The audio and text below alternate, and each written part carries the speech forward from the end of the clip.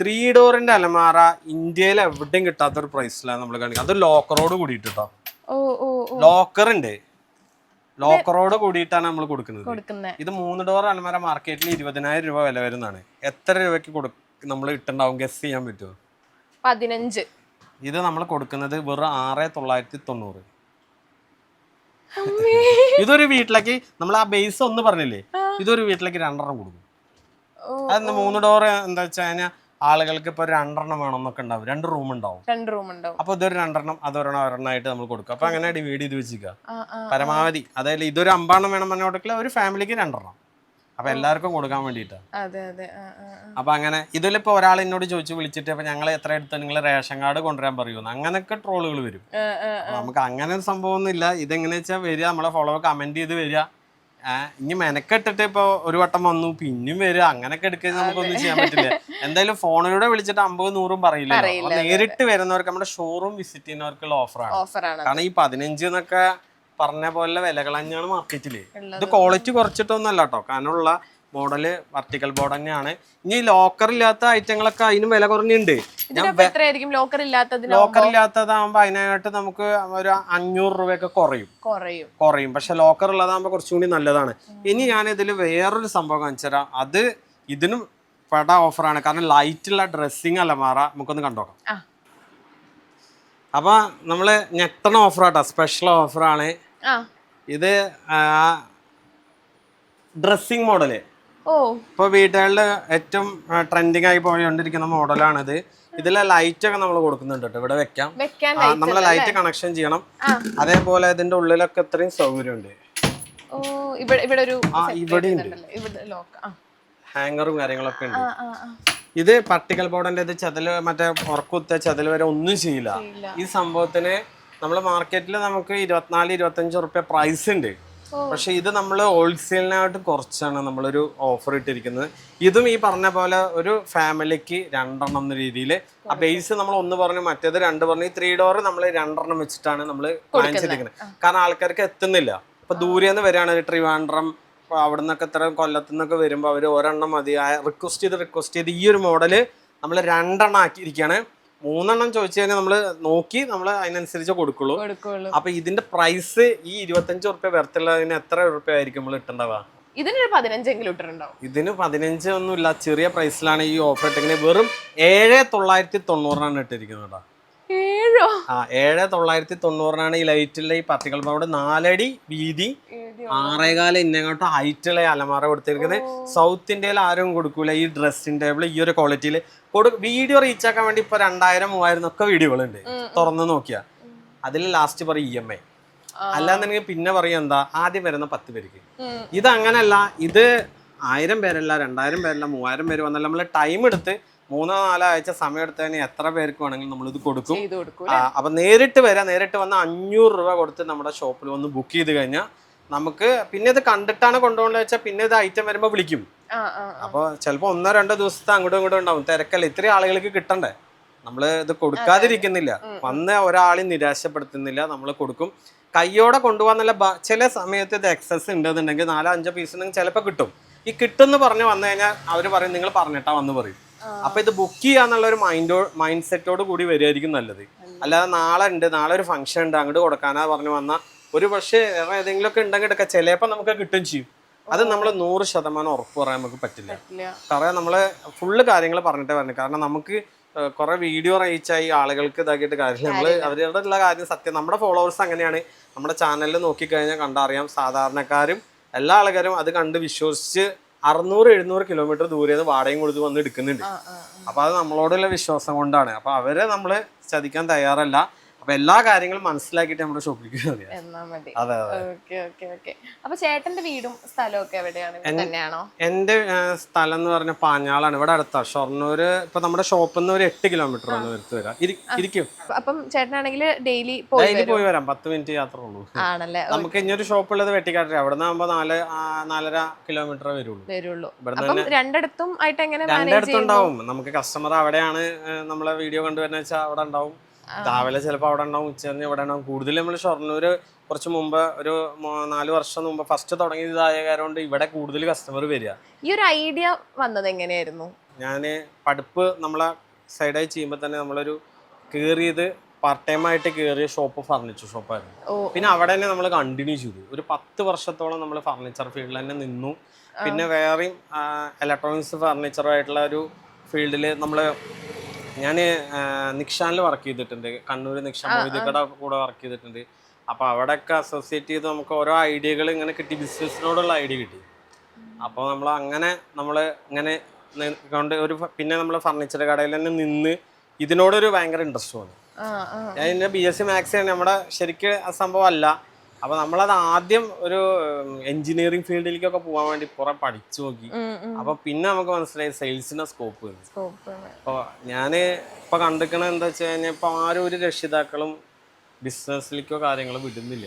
കാരണം സ്കോപ്പ് ഇതില്ലല്ലോ. അപ്പോൾ നമ്മളിതിൽ നോക്കി ഇങ്ങനെ പയറ്റി ഇതിലൊരു ഇൻട്രസ്റ്റ് തോന്നി.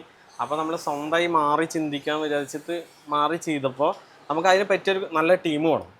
അപ്പോൾ ആ ടീമിന് വേണ്ടി നമ്മൾ തപ്പി വന്നപ്പോൾ നിലമ്പൂരുള്ള ഒരു ടീമായിട്ട് നമ്മളെ കുറച്ച് കാലമായിട്ട് നമ്മളൊരു 10-12 വർഷമായിട്ട് നമ്മൾ അറിയുന്നതുമാണ്. അപ്പോൾ അവരുടെ ക്വാളിറ്റി നമുക്കറിയാം. അവരെയും കൂടി നമ്മളിതിൽ അസോസിയേറ്റ് ചെയ്ത് നിലമ്പൂരുള്ള ആ ടീമും നമ്മളും കൂടിയിട്ടാണ് ഈ പരിപാടി ചെയ്യുന്നത്. അപ്പോൾ നമ്മൾ ആ മുമ്പുണ്ടാകുന്ന ഷോപ്പിൽ നിന്ന് ഇറങ്ങിയിട്ട് നിലമ്പൂർ ഫർണിച്ചർ മാർട്ട് നമ്മൾ നെയിം ഇട്ടു. ഫസ്റ്റ് അതിന് തൊട്ട് മുമ്പ് തന്നെ എനിക്ക് ചാനലുണ്ടായിരുന്നു. അന്ന് ആ ചാനലിൻ്റെ പേര് നമ്മൾ പാഞ്ഞാൾ മണി എന്നായിരുന്നു. അപ്പൊ നമ്മളത് കിടിലൻ ഓഫറുകൾ ഇടാൻ തുടങ്ങി. അപ്പൊ കിടിലൻ ഓഫറുകൾ ഇടാൻ തുടങ്ങിയപ്പോൾ അത് കിടിലൻ മണിയായിട്ട് പിന്നെ കൺവേർട്ട് ചെയ്തു. 4 വർഷം മുമ്പെയാണ് നമ്മൾ യൂട്യൂബ് ചാനൽ തുടങ്ങിയിട്ട് 6-7 വർഷം ആയാലും ആക്റ്റീവായിട്ട് അതിൽ ഈ ഓഫറുകൾ ചെയ്യാൻ 4 വർഷമായി. ഇപ്പൊ 2-2.5 വർഷമായിട്ടാണ് ആ വീഡിയോസ് വൈറലായി. എൻ്റെ വീഡിയോകൾ 24 ലക്ഷം, നമ്മുടെ ചാനലിൽ തന്നെ ഇട്ടത് 24 ലക്ഷം. അതേപോലെ അത്യാവശ്യം മോണിറ്റൈസിങ് ആയി, അതിന് ഇൻകം കിട്ടാൻ തുടങ്ങി. അതേപോലെ കുറേ യൂട്യൂബേഴ്സ് ഇവിടെ വന്ന് അവർ കൊളാബ് ചെയ്യാൻ തുടങ്ങി. അങ്ങനെ പിന്നെ പുറത്തേക്ക് കസ്റ്റമർ എടുക്കാൻ തുടങ്ങി. അങ്ങനെ ഇതിൽ നമുക്ക് ഇൻവോൾവ് ആയി.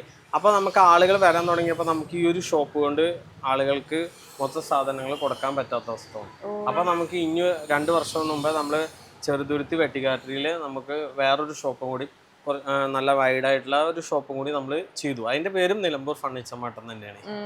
അങ്ങനെ ഓക്കെ. അപ്പം കഴിഞ്ഞൊരു വീഡിയോയിലാണെങ്കിൽ ഇങ്ങനെ കല്യാണം നോക്കുന്നുണ്ടെന്നൊക്കെ വന്നായിരുന്നു. കല്യാണം നോക്കുന്നുണ്ട് പറഞ്ഞു കഴിഞ്ഞാൽ നമ്മളിപ്പോ ഇതിൽ എന്താ വെച്ചാൽ നമ്മളൊരു കാസ്റ്റ് നായർ കാസ്റ്റ് ആണല്ലോ. അപ്പൊ വീട്ടിലുള്ള ആളുകൾക്ക് നമ്മൾ അതന്നെ ഇപ്പൊ എന്തായാലും അറേഞ്ച് മാരേജ്. അപ്പൊ 33 ഏജ് ആയി. അപ്പൊ നമ്മള് ഈ സംഭവങ്ങളൊക്കെ ചെയ്ത് നമ്മൾ സക്സസ് ആയി. ഇപ്പൊ നമ്മള് വീട് വെച്ച് ലോണില്ലാതെ വെച്ച് വീട് ഇതൊക്കെ വെച്ച് ചെയ്യുമ്പോൾ ടൈം എടുക്കും. കൊറോണയും ഇതൊക്കെ കഴിഞ്ഞപ്പോൾ അപ്പം നമ്മൾ സത്യം പറഞ്ഞു വെച്ചാൽ ഒരു 32 കഴിഞ്ഞിട്ടാണ് നോക്കാൻ തുടങ്ങിയത്. അപ്പം ഇത് നോക്കാൻ തുടങ്ങുമ്പോൾ ഇപ്പോൾ പെൺകുട്ടികൾ അവരുടെ ബിസിനസ് ആർക്കും വേണ്ട. ബിസിനസ് നമ്മൾ അയച്ചതിന് നമ്മളൊരു കേരള മാട്രിമോണിയിലൊക്കെ കണ്ട് ബിസിനസ് അയച്ചതിന് ബിസിനസ് കണ്ട് ചിലപ്പോൾ ബിസിനസ് പൊട്ടിയാളെ വെച്ചിട്ടാവും. പിന്നെ എല്ലാം ഓക്കെ ആയി. ജാതകം ജാതകത്തിലൊന്നും ഒരു കഥയില്ല, നമ്മൾ വിശ്വാസമില്ല പറഞ്ഞാലും ഞാൻ ഏകദേശം കേരള മാട്രിമോണിയിൽ ഒരു 250 പേർക്ക് ഇതെടുത്തിട്ട് ആഴ്ചയിലും ജാതകത്തിൽ അന്ധവിശ്വാസമാണ്.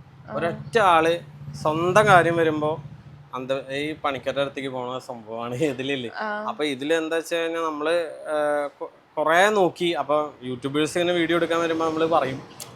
അപ്പൊ നമ്മളിപ്പോ ബിസിനസ്സും കാര്യങ്ങളായിട്ട് നടക്കുക. അപ്പൊ ആൾക്കാർക്ക് ബിസിനസ് ഒരു നല്ല വ്യത്യാസമുണ്ട്. അത് നമുക്ക് എന്താ വെച്ച് കഴിഞ്ഞാൽ വേറെ ഏതെങ്കിലും ഒരു കമ്പനിയിൽ വർക്ക് ചെയ്യാ വെച്ചാൽ കുഴപ്പമില്ല, സാലറി അങ്ങോട്ട് കിട്ടുകയാണല്ലോ. അങ്ങനെയാണ് പറയാ.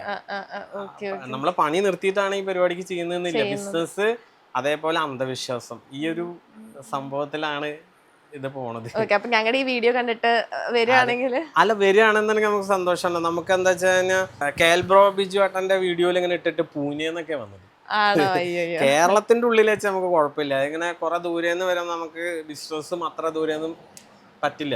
ഇപ്പൊ തന്നെ നമ്മുടെ വീഡിയോസ് കണ്ടിങ്ങനെ വരികയാണെന്നുണ്ടെങ്കിൽ നമ്മളെ കാസ്റ്റ് ഇപ്പൊ നമ്മള് നല്ല രീതിയിൽ നോക്കി അവര് ഇതെന്താ ജാതകത്തിൽ വിശ്വാസമില്ലാത്ത ആളുകൾ വീഡിയോ കാണുന്നവരുണ്ട് എന്നുണ്ടെങ്കിൽ ഓക്കെയാണ്. ഇന്നിപ്പോ പല കേസുകളും നടക്കുന്നുണ്ട്. ജാതകം 10-10 പൊരുത്തുള്ളവർ തന്നെ ആ പ്രശ്നമൊക്കെ നടക്കും. ശരിക്ക് ഞാൻ പറയട്ടെ, സെയിൽസ്മാൻ എന്ന് പറഞ്ഞാൽ എത്ര ടെൻഷൻ പിടിച്ച കസ്റ്റമർ, ചൂടായി വരുന്ന കസ്റ്റമർ മരിക്കാന്നുള്ള കഴിവുള്ള ആളാണ് സെയിൽസ്മാൻ.